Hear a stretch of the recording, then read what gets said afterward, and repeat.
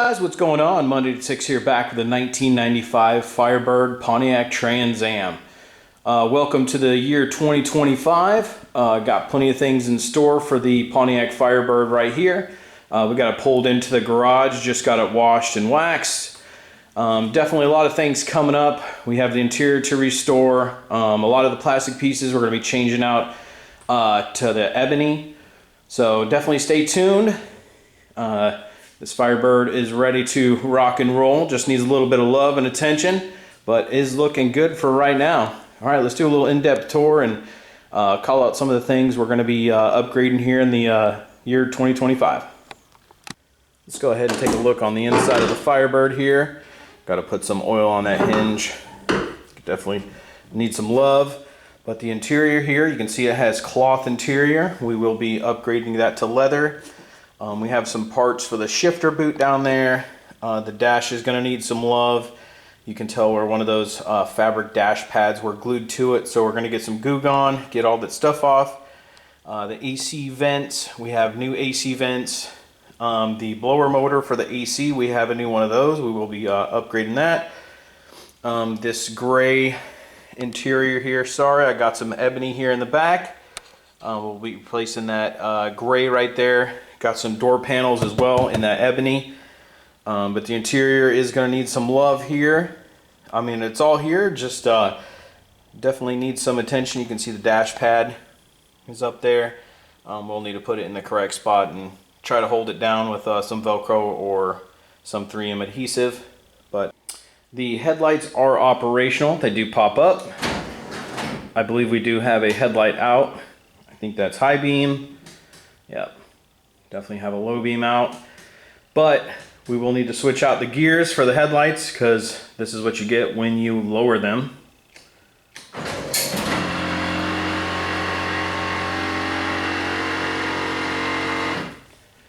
Definitely a common problem on these 95s right here. I think pretty much any GM product with the pop-up headlights just has that issue of the gears stripping out and making that, you know, that audible sound right there.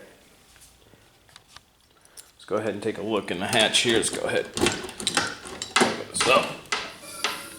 All right. So this is what we have in the back here. We have some sun visors. They are right under there.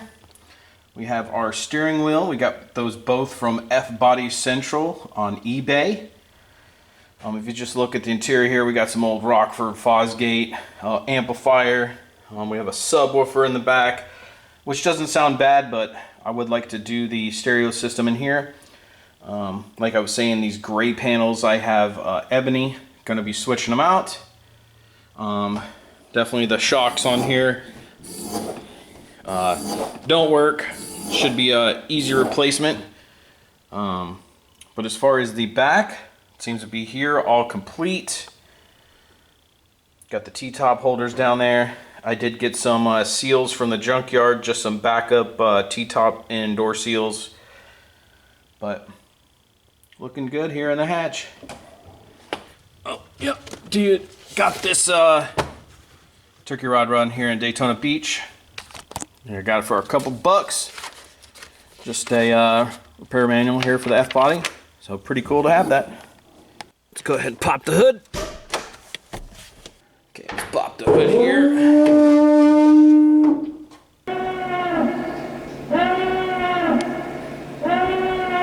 All right, there's our LT1. Definitely seen some better days. I mean, it's all together, doesn't leak.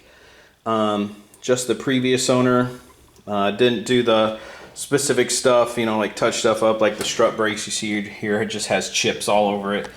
The valve cover in the back has some of the paint chipping, just some of the attention to detail. But here's our headlight motors right here. We will be getting to those, making that awful sound. Don't know why. There's an MSD black on here. It's not even on the car. But there it is. Whole LT1 motor. Looking good. Not sure, what is that? Street and Performance. Yeah, I never heard of that. Might just be a plate. I don't think the throttle body is aftermarket. And there is the original color to the car. Was that nice GM color shift, that blue-green color. You can tell they painted it black. I mean, it's not a bad black paint job on it. It's nice and shiny. It looks really good. But you know, one day if you want to go back to the original color, there it is. I'll try not to paint any of the stuff here in the engine bay. But the strut brace I'll definitely be touching up. Valve covers. Not sure what else it needs under here. Might be changing out some of the battery terminals there. Not sure what the previous owner did. Kind of just the negatives kind of right here to that radiator support. Not sure why. You might have to look up where the original negative terminal goes. But that's pretty much it for underneath the hood. It's all there. It's got the long tube headers back there. Not sure if you can see them, but it's got the long tube headers. Just has this kind of makeshift intake that's right here. Other than that, not bad. Here's some of the interior of the Firebird. You can see that steering wheel we want to get switched out. It just has chips and nicks all over it. I'm kind of a perfectionist when it comes to the interior of the cars. So when I see stuff like this, it kind of just kills me here that the previous owner would do that. Not even care about removing this stuff. But not bad here. It's got some Sony CD player in it. I would like to get a doubled in there. Just looks a little bit better. Not sure how they hooked that up. I haven't been able to get the Bluetooth to work or anything.